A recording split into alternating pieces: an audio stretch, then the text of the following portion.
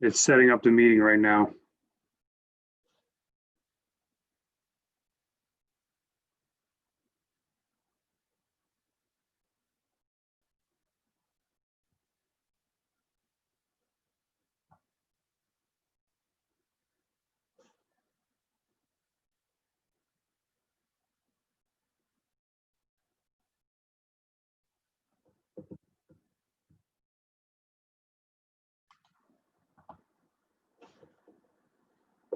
And there it is.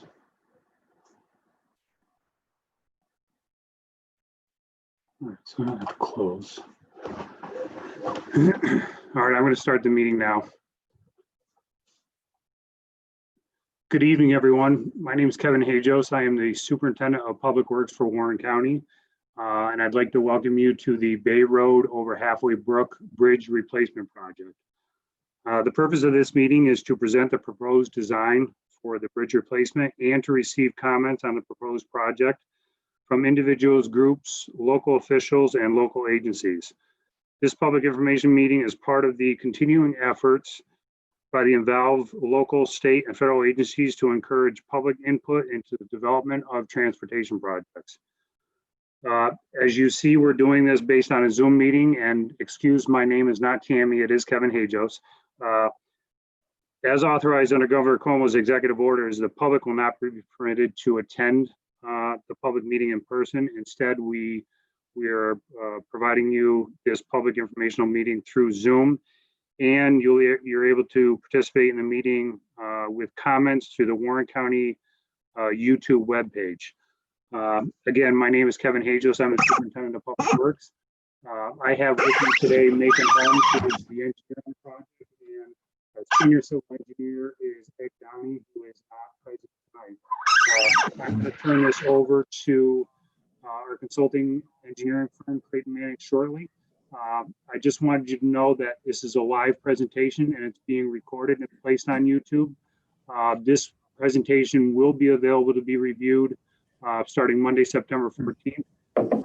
And on the Warren County webpage, there will be a spot for public comments.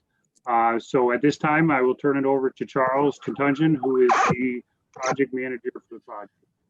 Charles. Thank you, Kevin. Again, my name is Charles Contungeon. I'm the project manager with Creighton Manning Engineering. With me today is Mark Nadolny, our lead traffic engineer, and also John Geisler, our lead structural engineer for the project. They'll be presenting a little bit later on in the presentation. So the purpose of today's meeting, as Kevin said, is we're going to give an overview of the project. We're going to discuss the design process that we've gone through to date, the project goals, and the purpose of the completed project, as well as go over some of the existing conditions, the alternatives that we have considered, and our proposed alternative that we are recommending to the county and the public. And then we'll go and discuss what the next steps are for the project. So this project is funded under the Bridge New York program, and we are currently in the preliminary design phase. We have completed to date a draft design approval document. It's also called a design report. Within this report, we identify the project objectives and its needs. And this report has been submitted to both the New York State Department of Transportation as well as the Warren County Department of Public Works for review. Also in the report, it discusses all of the preliminary engineering analyses that we've done to date. It discusses the geometrics of the project, the roadway, the structural conditions, any of the traffic issues, safety, drainage issues, utilities, right-of-way, and costs. In addition to the engineering studies, there's the environmental and social and economic considerations, things such as if there are any historic resources at the site, the effects on the planning and community groups, emergency services like fire and rescue, as well as effects on the local economy and any businesses. This project is within a commercial corridor, heavily traveled. So that's an important consideration in our decision-making, and we document all that. And also in that report is the evaluation of the alternatives that we've considered and comparing them. as well. So just a quick overview of the project. I'm sure many of you are familiar with the area, but I'll get you oriented. This is Quaker Road. If you look, follow my pointer here, Quaker Road, and then Bay Road is running north and south. The project location is right here, about 150 feet north of Quaker Road. And zooming in on that, you see this is our bridge location. The Halfway Brook meanders through this area. In the northeast quadrant is Lowe's Home Improvement Center. And in the northwest quadrant is the AAA Northway Building offices. Glenwood Avenue and the entrance to Lowe's is right here to the north. So a little history on the bridge. This bridge that was originally constructed in 1975 to replace a concrete box culvert. At that time, if you look at this old map, the red line here is where the current bridge is. The blue dashed line indicates where the bridge, the pre-1975 bridge was located. When they reconstructed this project, they relocated the bridge about 50 feet to the north, a little bit further away from the intersection, and increased the size of the opening to handle the flows of the Halfway Brook. Looking at some photos of the bridge, if you look in the upper left-hand corner of this photo, this is top side of the bridge. You can see quite a few overhead utilities, both along the road and crossing the road. And the structure itself consists of 3 adjacent metal pipe culverts. So we refer to this as a bridge, although it consists of 3 culverts. New York State DOT classifies any structures that are greater than 20 feet in overall length to be classified as a bridge. So although these are culverts, it's classified as a bridge. So this view is a cross section looking through the bridge, looking north up Bay Road. So from left to right, you'll see that it consists of a 4-foot sidewalk, 2 12-foot wide southbound travel lanes here, a 12-foot wide southbound turning lane. There's a 5-foot median that's not a raised median, it's just a striped median in the roadway. And then there are 2 northbound travel lanes, and then a 4-foot sidewalk on the east side as well. So it's about a 65-foot wide roadway. These are some photos of the culvert within the culvert. This is within one of the barrels of the culvert. You can see there's a water line here and there's corrosion below that. And in this lower right-hand corner, you'll see there's a photo of a hammer that's penetrating through the culvert itself. That's because there's extensive section loss in certain areas of the culvert. And New York State DOT inspected this last year and issued a yellow structural flag, which means that there's a significant structural deterioration that will eventually need to be addressed prior to the bridge having to become down posted for load. And the bridge received a condition rating of 4. And that's on a scale of 1 to 7, 1 being very poor condition, basically closed, 7 being brand new condition. The bridge is rated a 4 for the overall condition. However, the yellow flag condition is an indication of a structural deterioration that needs to be addressed.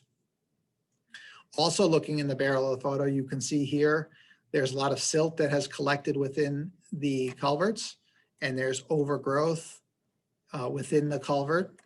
This is a result of heavy flows during the flood events and heavy flows. The water is, when it reaches the bridge, the bridge acts as like a dam to the water and slows the velocity of the stream flow, which causes the silts and the fines in the water to deposit into the channel bottom. And over time that collects and further reduces the hydraulic opening of the bridge, which further reduces the capacity. So it's an ongoing problem by having these culverts in place that it doesn't adequately pass the flow during the high water events.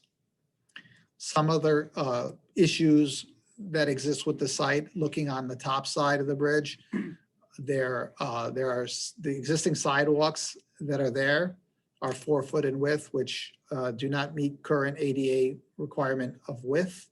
Also, you'll see at the intersections, there are no curb ramps for handicap accessibility.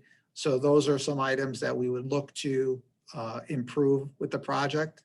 And also I'll note, if you look here, there's the travel lane is immediately up against the curb. There are no shoulders with the project. So for this type of roadway, the standard does require shoulders to safely accommodate the vehicles, bicyclists, as well as protection for the pedestrians. Some other items to note that are important to this project are the overhead utilities. You can see there are several overhead utilities in the project area. Looking at this diagram on the right side, this is again Bay Road, that's north and south. You see these dark blue lines and purple color lines that run east and west. Those are the high voltage lines from National Grid. And they are right over the existing culvert, which is a major consideration in the type of construction that we're allowed to do, so that we make sure that we don't have any conflicts during construction with these high voltage lines, because they're an issue to consider. So what are the goals of this project? The goals are to restore the bridge to a condition rating of 5. As I said, 1 to 7 is the the standard for DOT, but at a minimum, we want to raise the condition to a 5, something that would minimize the life cycle cost and maintenance and repair of the bridge. So that can be done in two ways, through either rehabilitation or through replacement. With a rehabilitation, we would look to achieve a 50-year life cycle of the bridge after the repairs are completed. But if we do a replacement, it would be a 75-year life.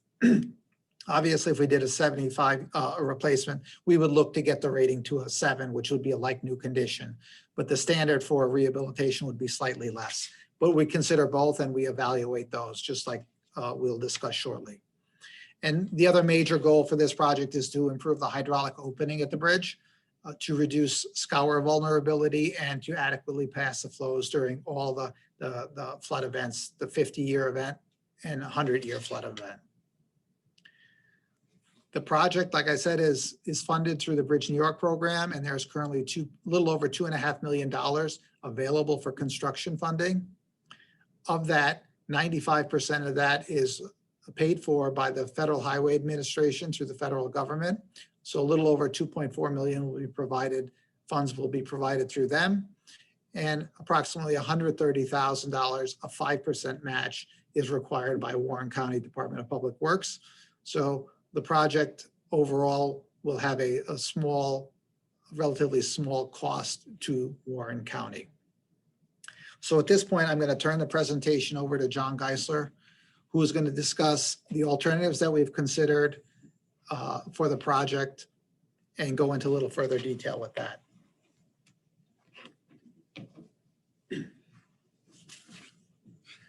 All right, thank you, Charles. So now getting into the alternatives. For this project, we had 3 alternatives. The first alternative is called a null alternative. It basically means we just do nothing. It's just used as a baseline of comparison, and that only includes just routine maintenance on the surface roadway section, and includes no rehabilitation to the actual culverts themselves. And like I said, that's only used as just a baseline of comparison, and this is required on all federal aided projects. Alternative 1 is the bridge rehabilitation. What this includes is we have the 3 existing culverts that we would line new pipes through those with an HDPE, a high density polyethylene pipe, which would reduce the the opening for flows, but then we would install 2 additional pipes, one to the north and one to the south to increase the flows. This would, however, still constrict the flow at the openings of the pipe and would lead to more silt being deposited over time. And due to this being a bridge rehabilitation, this would provide a minimum of a 50-year service life. And then the second alternative we considered is a full bridge replacement. This would remove the existing pipes and replace it with one single span. And this would open up the channel to one span, and it would restore the stream to its original conditions. And this would provide a 75-year service life.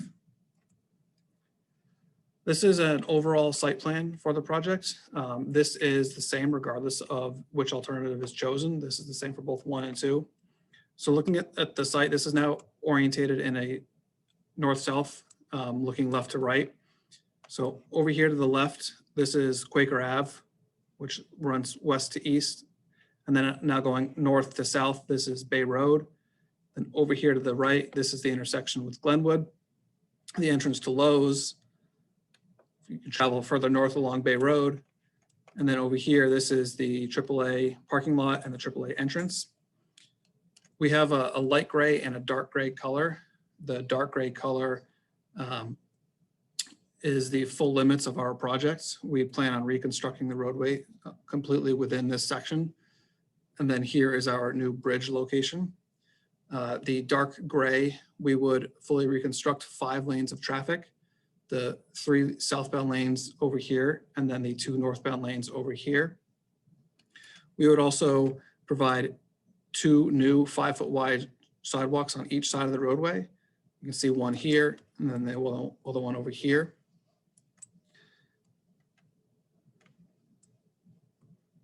Also, during construction, we would make sure that access is maintained to the AAA parking lot, and then obviously going across Glenwood into Lowe's. And throughout construction, we would maintain pedestrian traffic. For the construction of the project, we allow pedestrians to either cross over here, or depending on which construction method, which we'll discuss in a little bit, we would potentially have a pedestrian bridge that we would put over here that would just be temporary, which would then be removed after construction. This is the proposed typical section. This is also for both alternative 1 and 2. We would be reducing the travel lanes through the project corridor from 12 feet to 11 feet, which is a current standard with DOT.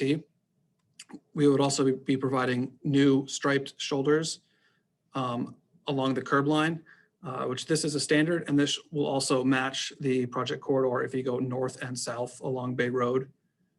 And we would additionally would provide the 2 5-foot sidewalks on each side. The center median, which was here, that would go away. So doing all of that, we would be reducing the overall structure width as much as possible while still meeting the required lane widths. This is an elevation view of alternative 1. So as I briefly mentioned before, we would take our 3 existing pipes, which are the 3 middle ones right here. The existing pipes are this outer oval shape, and we would line them with a new high density polyethylene pipe, or HDPE here, which reduces the opening of each of the 3 individual barrels. And then this voided area right here would get filled with a high strength grout. And then to open up the hydraulic opening, we would install 2 new pipes, one to the north and one to the south. An important thing to note, this can happen while traffic is being maintained. During the construction of alternative 1, there would be minor traffic interruptions to, if I were to go back to this slide, to do the surface work. So there'd be minor traffic interruptions to do the paving for the new sidewalks and the new paving for the lanes and the installation of the new sidewalks. But one of the downsides of this is it doesn't open up the channel, and the silt will still be able to build up over time. And the landscaping, the overgrown vines, that'll be able to come back as well and restrict flows. This is then an elevation view of our alternative 2. As I mentioned, this would include removing the 3 existing pipes, which you can see here that are dashed. We have a precast concrete bridge span, which will be founded on piles. The piles would provide rigidity to the structure. It would prevent settlement. And also during a flood event, if there were ever to be scour, this would prevent the bridge from failing due to scour. Also, with the 3 pipes removed, this would be able to fully restore the stream channel, which this is a desire of DEC, which is the Department of Environmental Conservation, and also the U.S. Army Corps of Engineers. This is just an example of what the bridge could look like. As you can see, it's a concrete bridge unit with the metal railing on top. So now just a little bit of a further discussion into the utilities. So over here to the right is the utility figure that we have seen previously. All of the solid lines are overhead and the dashed lines are underground. So as you can see, there's a significant amount of stuff at the site. But the more important ones that Charles had previously mentioned were the high voltage ones owned by National Grid. You can see them here. This T-looking pole, this one is directly over our proposed structure. It would interfere with installation of the new units and installation of the piles. So we have begun coordination with National Grid so that we could either temporarily de-energize these lines or they would have to be temporarily relocated. And then the larger, higher lines out here are a little bit more to the north of the site. And these luckily will not impact construction. And then there'll be a little bit of right-of-way impact for this project. There are 4 properties that will be impacted. We have the town of Queensbury, Lowe's, Niagara Mohawk, which Niagara Mohawk is National Grid, and then AAA. The different types of acquisitions. So a temporary easement is temporary. It will allow the construction to take place. And then after the construction, the temporary easement goes back to the town of Queensbury. The fee taking, right now, the current highway boundaries are basically right along the road. So there's no land adjacent to the roadway for purposes of maintenance for Warren County. So we would be taking a strip from the town of Queensbury right here, and then from Lowe's right here. And then a permanent easement allows permanent access for the county to do future maintenance. So we would have our bridge guide rail would terminate somewhere in this area. So we will be getting a small strip of land from AAA so that the county has future maintenance.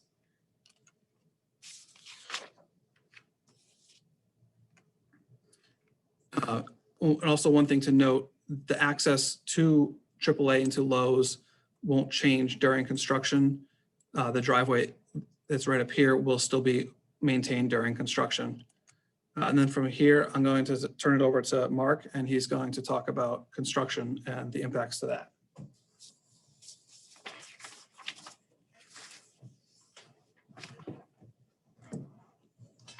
Thanks, John. My name is Mark Nadolny, and I'm the senior traffic engineer for the project. And as noted, the structural team had identified 2 potential alternatives with respect to the bridge. Alternative 1 is the rehab alternative, with the structure having a minimal impacts to traffic since Bay Road would remain fully open. However, alternative 2 would replace the structure, which will require some sort of detailed traffic management plan. With respect to alternative 2, there are 3 sub-alternatives, and we're going to address each of those alternatives moving forward to determine impacts and let you know what sort of impacts they'll have in the traveling public. So alternative 2 has, like I said, 3 sub-alternatives. Alternative 2A is the full bridge closure of Bay Road, or the full closure of Bay Road in order to replace the bridge all at once. It would have a 4 to 6 week construction time frame. However, we would need to detour traffic fully off of Bay Road. Alternative 2B is a closure of the southbound lanes only on Bay Road. That would maintain traffic northbound in one direction. However, this would be a staged construction of the bridge. We would reconstruct one side of Bay Road and replace part of the bridge, and then shift traffic over to the other side of the road and maintain traffic again in the northbound direction on the newly constructed bridge. However, since this is a stage construction, it will increase our construction timeframe to about 4 to 6 months instead of 4 to 6 weeks associated with alternative 2A.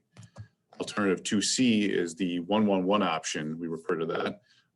This will maintain northbound and southbound traffic on Bay Road. However, it would reduce capacity on Bay Road because we would only maintain one northbound lane, one southbound lane, and one southbound turn lane. So as you can see, it'd be similar to 2B in that we would have a stage construction of the bridge. We would reconstruct one side of the bridge and reduce capacity for traffic on the other side to a single lane in each direction, and then switch again to the other side of the bridge to do the stage construction. However, again, similar to alternative 2B, this will have a 4 to 6 month construction time frame. So impacts would be longer to the traveling public. In terms of the traffic assessment, we conducted turning movement counts at each of the study area intersections located in the vicinity of the bridge and Bay Road that would be associated with the detour plan. The traffic counts were done during the midday and the PM peak hours. Those were identified as the worst time frames on the adjacent roadway system. And the turning movement counts were conducted when schools were open pre-COVID conditions. So they do represent worst case conditions. We do feel like we have a conservative traffic volume scenario because we did not take any credits for removing traffic associated with schools. We do anticipate doing construction over the summer when schools are not in session, but we did not remove any traffic associated with school operations. And we did not remove any volume or traffic associated with motorists avoiding the work zone during construction timeframes. So therefore, we do feel like we have a conservative background traffic volume scenario. And we will use variable message signs and wayfinding signs to sign the general detours around Bay Road and the bridge closures. So moving forward here, we're going to go through each alternative and provide you a summary of the impacts to travel time associated with a lot of the movements on Bay Road.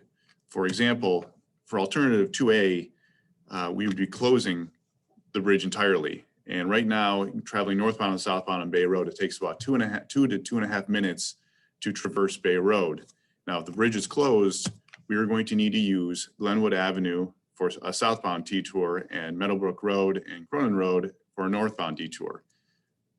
Closing that Bay Road at the bridge is going to increase travel times by approximately 2 minutes for each detour.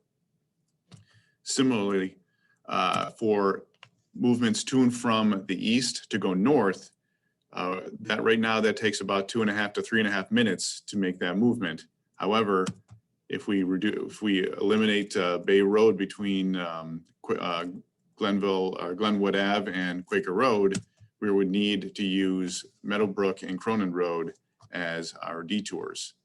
However, doing this will only increase travel time by approximately 10 seconds. So it's a fairly minor increase in delay. Now the travel time or the detours will require us to retime the traffic signals on Quaker Road and at Glenwood and Lowe's. So therefore, while we're not going to restrict movements east and west on Quaker Road, it will have an impact to travel times since the traffic signals will need to get retimed, and we'll see an increase in delay of approximately 35 seconds to the public during peak conditions.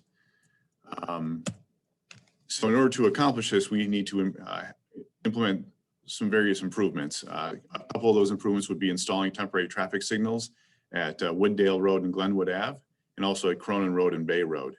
We would also need to improve the signal timing and phasing and lane geometry at some of the other intersections as well. And so that would be implemented in order to achieve adequate traffic operations for alternative 2A. Now, the next slide we're going to show is a simulation of the alternative 2A full closure. And this is essentially just a tool that we use to ensure that adequate traffic operations will be maintained throughout the life of the detour. So as you can see here, Quaker Road is to the south, Glenwood Ave is to the north, and we have no traffic traveling on Bay Road between Lowe's and Glenwood Ave and Quaker Road. However, the traffic signals are operating adequately during this peak condition. However, we do see that Glenwood Ave and Quaker Road is being used as part of that detour, and we're seeing some queuing on the southbound approach of Glenwood Ave. However, we're going to retime those signals in order to accommodate this detour traffic. And as you can see, traffic operations will be maintained adequately for this alternative. Now we will shift over to the east to the Meadowbrook Road, Quaker Road intersection. And as you can see, the improved traffic signal timing plan will maintain adequate traffic operations during the detour traffic plan. So alternative 2B is the southbound closure alternative. And essentially, we would only be closing the southbound move on Bay Road, which takes about 2 to 2.5 minutes of travel time. And we would use Glenwood Ave to detour around a closure of the bridge, and that would increase travel time by about 1.5 minutes.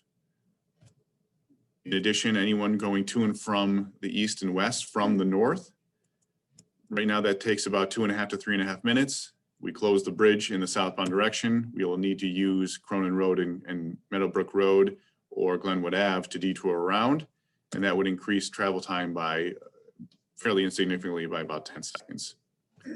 Same thing, eastbound and westbound movements on Quaker Road. This alternative will have little impact to this movement.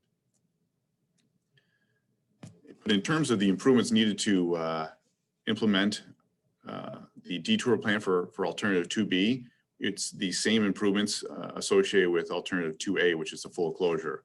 We will need temporary traffic signals at Cronin and Bay and at Wooddale and Glenwood, and some signal timing and phasing and some lane geometry modifications to the other study area intersections.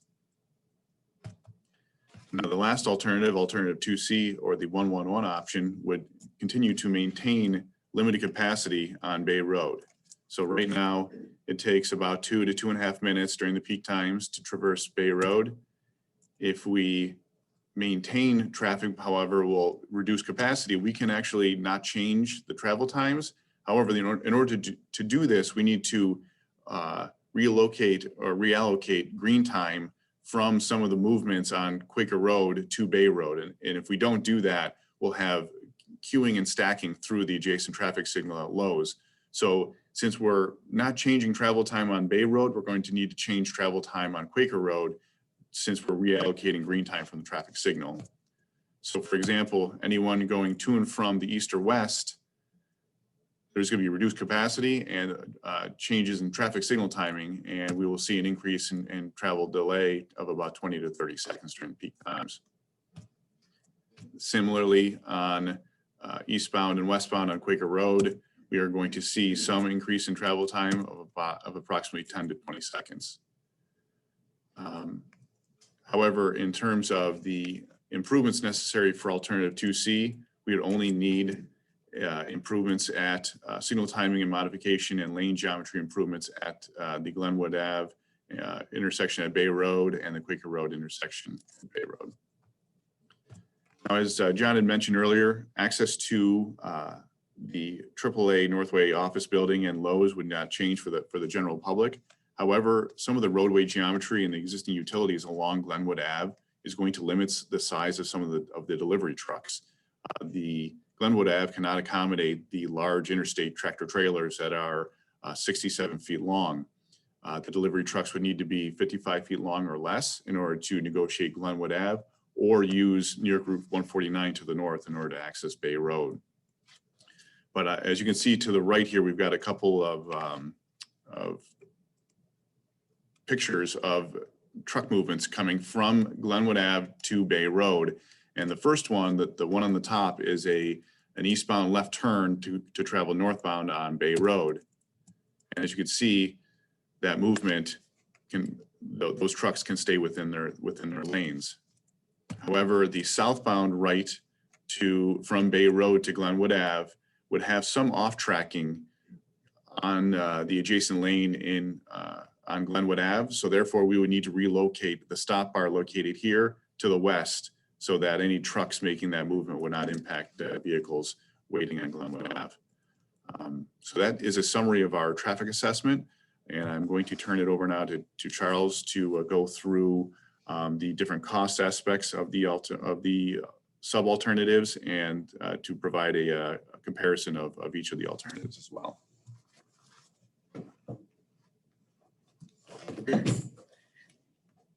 Thanks, Mark. So taking into consideration all of the various traffic mitigation methods for the sub-alternatives for alternative 2, we put together a construction cost estimate for each of the alternatives, and that's summarized in this table here. You'll see the cost for alternative 1 being 2.17 million, alternative 2A, the full closure with the replacement, 2.38 million,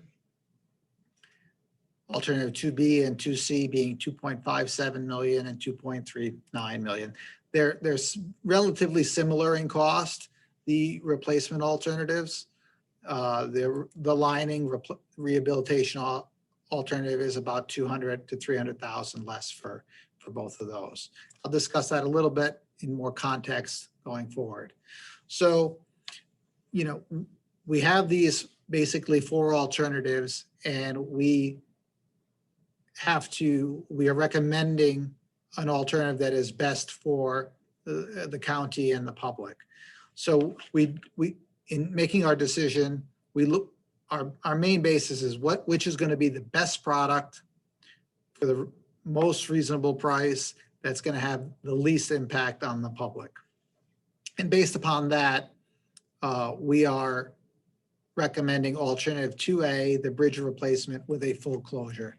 That's this one. And in this table, basically we're comparing the 4 alternatives, alternative 1, 2A, 2B, and 2C. And we're doing it based upon several factors. We considered construction cost, the duration of construction, which impacts the traveling public, the durability of the finally constructed project bridge, the future maintenance, the impacts to the stream hydraulics and our ability to get the project permitted, impacts to pedestrians during construction, wetland impacts, right-of-way impacts, and utility impacts. And based upon that, we are recommending alternative 2A. As you can see, you'll see the colors. We have green check marks indicates it satisfies the condition. Red X indicates it fails in meeting that criteria. And the orange triangles basically saying it's has some moderate impacts, it passes, but may not be the best solution.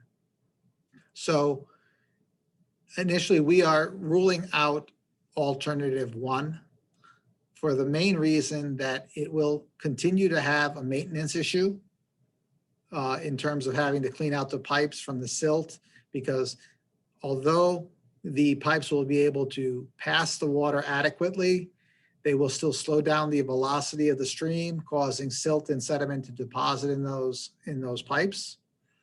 And that's a negative to the project. And also we know that it will be difficult to get this project permitted through DEC and Army Corps because it doesn't restore the stream channel to the natural stream bottom, so that allowing for safe and natural fish passage through the corridor. Although it is, however, the lowest cost, and it does have the least impact to the public, traveling public for traffic. So although in those areas it is the best alternative, it's not a 75-year life though as well. So we're not recommending alternative 1 for those reasons.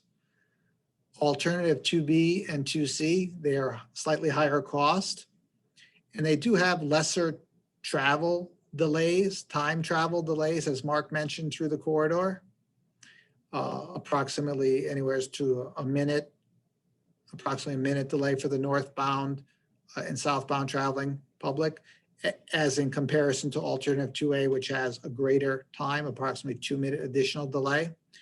However, with alternative 2A, we are doing accelerated bridge construction methods, which are a little bit more costly, but it's making the construction occur in a 4 to 6 week period. whereas alternatives 2B and 2C, because they're staged, it's basically building the bridge twice, one for each stage, and that extends the duration of the construction. And we're not going to be doing the accelerated bridge construction methods because it would be extremely costly to do that twice.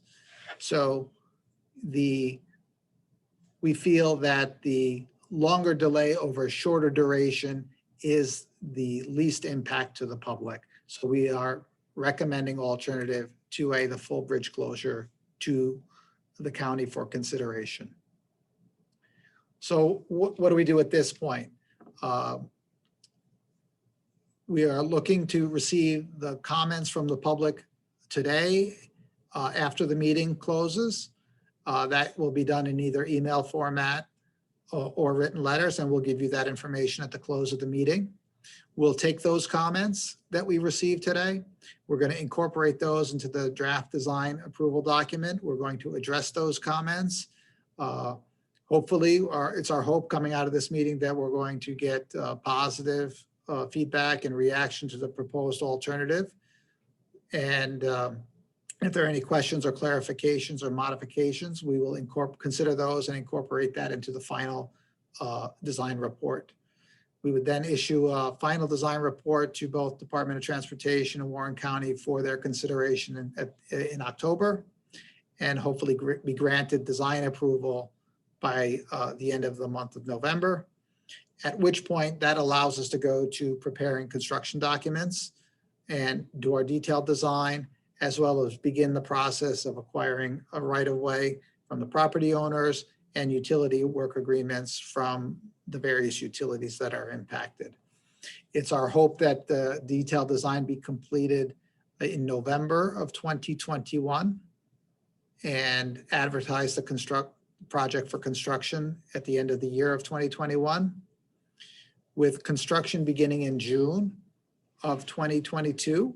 There's quite a bit of a lag there, but our intent is, because we'd like to pursue accelerated bridge construction, we need a long lead time to make sure all the materials for the bridge are secured in an adequate amount of time with no delay. It's the intent that we would close the bridge, close the road rather, approximately July 4th or right after that in the summer of 2022 for a 6-week period when construction occurs, and reopen the road in middle of August 2022. The main reason we chose that 6-week window, it's during the closure of schools, which have the least impact on buses, as well as Adirondack Community College, which is to the north. So that concludes our presentation for tonight. Again, we encourage you to provide any of your comments or questions. You can email that, as you can see on the screen, to publicinfo@warrencountydpw.com. And please include Bay Road in the subject line. Again, if you are supportive of the project, we'd like to hear from you too. We're not just looking for questions or clarifications, but also an affirmation if you think this is the best choice for the project. Again, publicinfo@warrencountydpw.com. You could also mail your comments to Warren County DPW at 4028 Main Street, Warrensburg, New York, 12885. We request your comments within 2 weeks by Wednesday, September 23rd, if you can do that. And as Kevin Hajos, the superintendent, mentioned, that this is a recorded presentation and it will be available at the latest by next Monday, September 14th, 2020, September 14th for you to view. And you can access that through the Warren County website at www.warrencountynewyork.gov. We'll leave this on the screen for you to get that information. It's also available, again, like I said, next week for viewing. So Kevin, I turn this back over to you. Well, Charles, first of all, I want to thank you and your team for an excellent presentation. I think you really spelled out, what needs to be done to get this project moving forward. So again, thank you. So I've been watching the YouTube live chat. Besides my comments that I put up there as far as posting any comments there, or actually if anybody had any comments that they didn't have a Google account or a Gmail account that they could have sent them to Macon. I do have one comment, and I think we've kind of answered it already. Harrison Freer, who is actually a councilman for the town of Queensbury, says, I agree with this choice, which I'm assuming he's talking about the alternative we had chosen. He had asked, what time of year is this for? My sense is summer will have more impact due to tourism. I recommend after Labor Day. Then he came back and said, just saw the schedule. I still think summer is much more regarding traffic. And we all agree with that kind of question, comment. But and Charles, you could probably add to this. It makes it much more difficult for us to try to do this later on in the year, 6-week window. Typically, if we started after Labor Day, that may push us into October, and then we're up against winter weather possibly in our area. And the last thing, Harrison basically said, nice job in the presentation. So that right now is all the comments that I have from the YouTube live chat. Again, Charles had put up on the screen that you can email publicinfo@warrencountydpw.com, and please include Bay Road in the subject matter. You can also mail them to us. The address is there. And this presentation should be available on the YouTube channel for anybody who was not able to see it, but they could view it on Monday, September 14th. With that being said, Charles, I thank you, and again, your team. Thank you. You guys did a wonderful job, and that's it. Okay, So thank we you. will let you guys go. Thanks again, and Okay. take care. Take care. All right, bye-bye.